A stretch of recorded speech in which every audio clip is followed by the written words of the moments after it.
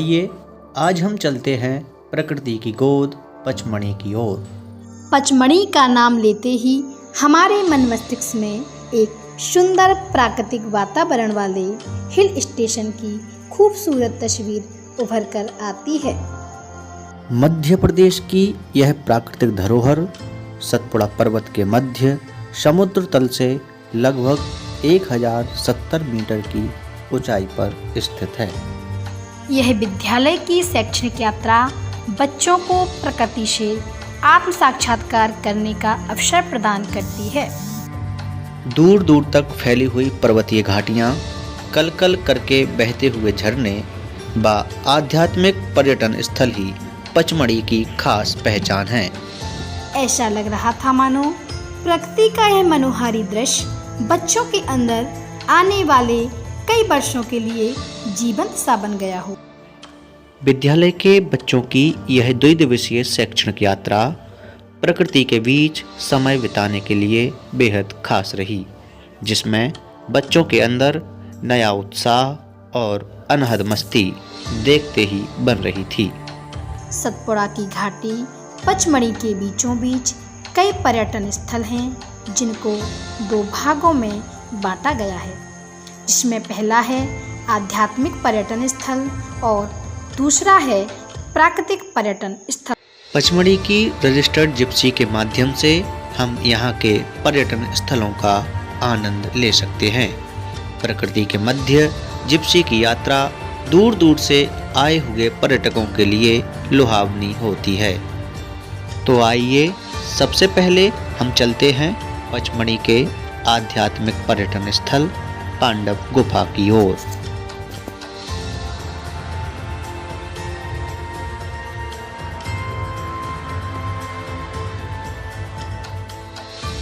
कहते हैं द्वापर में अपने वनवास के समय पांडवों ने कुछ समय इन गुफाओं में बिताया था। इसी कारण इन गुफाओं को पांडव गुफाएं कहा जाता है। यह गुफाएं एक ऊंची दुर्गम पहाड़ी पर स्थित हैं। प्राचीन गुफाओं की दीवारों पर सुंदर नक्काशी एवं चैत्यगवाक्ष आलेख हैं। इनसे लगता है कि कालांतर में यह जगह बौद्ध धर्म की उपासना स्थली रही होगी। ऊंचाई पर स्थित यह प्राचीन आध्यात्मिक धरोहर पर्यटक सैलानियों के लिए आकर्षण का केंद्र बनी हुई है।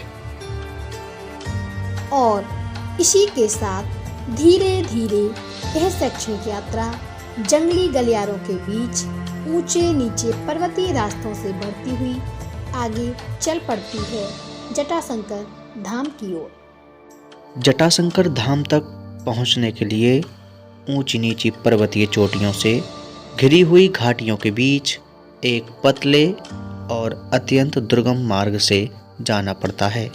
यहाँ पर दूर दूर से सैलानी मन में आस्था व भक्ति लेकर जटाशंकर धाम पहुँचते हैं।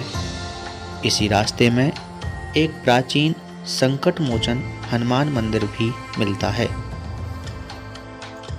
ये प्राकृतिक शिवलिंग की गुफा विशालकाय चट्टानों के नीचे बनी हुई है।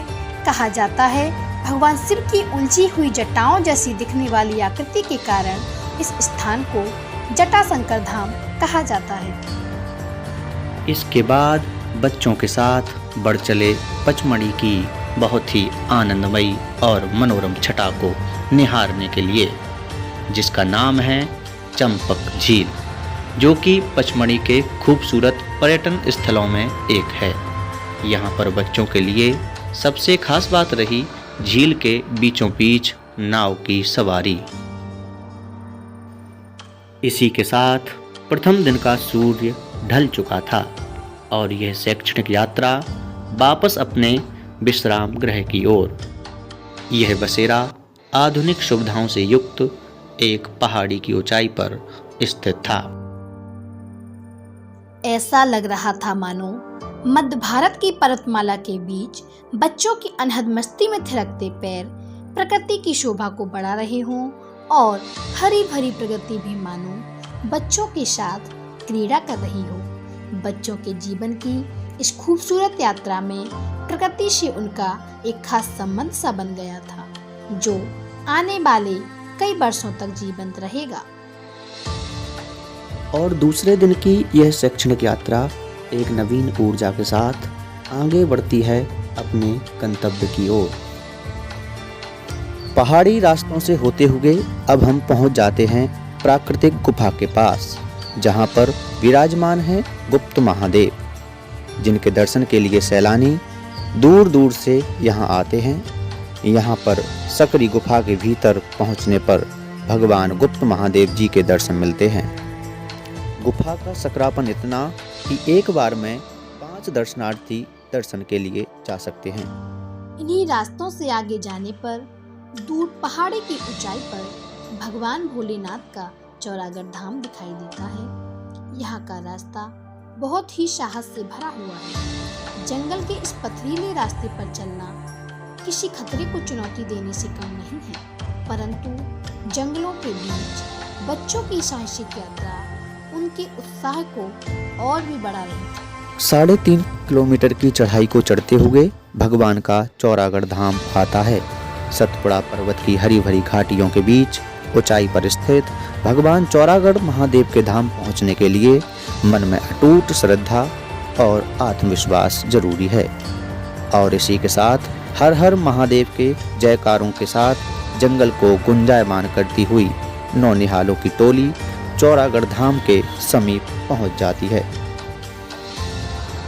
अब यह यात्रा आगे बढ़ती हुई अगले पर्यटन स्थल प्रियदर्शनी की ओर।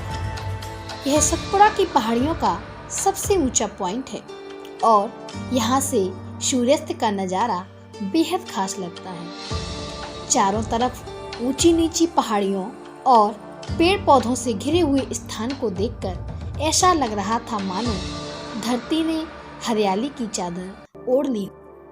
इसी के साथ अब हम पहुंचते हैं राजेंद्र गिरी पार्क, जिसका नाम भारत के पहले राष्ट्रपति डॉक्टर राजेंद्र प्रसाद के नाम से रखा गया और इस पार्क का निर्माण सन 1953 में कराया गया। इस पार्क में खूबसूरत फूल व पौधे दूर दूर से आने वाले सैलानियों का मन मोह लेते हैं और यहाँ के प्राकृतिक दृश्यों को लोग कैमरे में कैद करके ले जाते हैं। और आगे बढ़ते हुए अब हम पहुंच जाते हैं अंतिम गंतव्य बानकी संग्रहालय, जिसको पचमढ़ी में बायसन लॉज के नाम से भी जाना जाता है। यह संग्रहालय मध्य भारत का सबसे पुराने संग्रहालयों में से एक है। इस संग्रहालय की सबसे खास बात है कि इसमें वनस्पतियों और वन्य जीवों को प्रदर्शित किया गया है। इसके अतिरिक्त बच्चों को अपनी ओर आकर्षित करने वाले बाघ, मगरमच्छ जैसे अनेक जंगली जानवरों को एक नमूने के तौर पर दर्शाया गया है।